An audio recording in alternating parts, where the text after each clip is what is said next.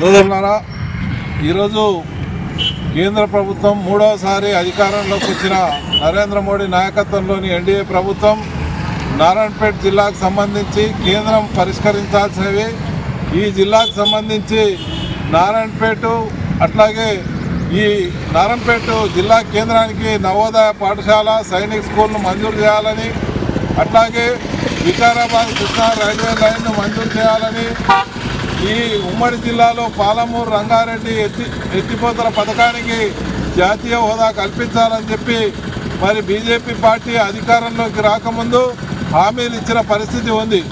ఈ జిల్లా అత్యంత వెనుకబడ్డ జిల్లా. ఈరోజు బీజేపీని ఆదరించి గెలిపించినటువంటి జిల్లాకు న్యాయం చేయాల్సిన అవసరం ఎంతైనా ఉందని చెప్పి సిపిఎం పార్టీగా డిమాండ్ చేస్తూ ఉన్నాం.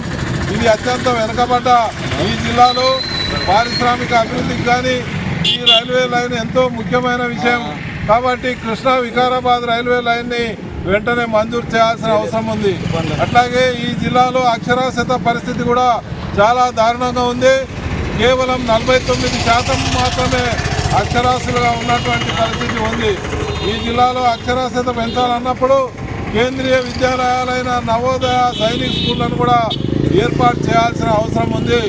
కాబట్టి ఈ పథకాల్ని వెంటనే చేపట్టి మరి గతంలో ఈ పాలమూరు రంగారెడ్డి ఎత్తిపోతల పథకాన్ని జాతీయ హోదాగా ప్రకటించి కేంద్రమే నిధులు మంజూరు చేసి చేపడతామని చెప్పి సుష్మా స్వరాజ్ గతంలో హామీ ఇచ్చిన పరిస్థితి ఉంది.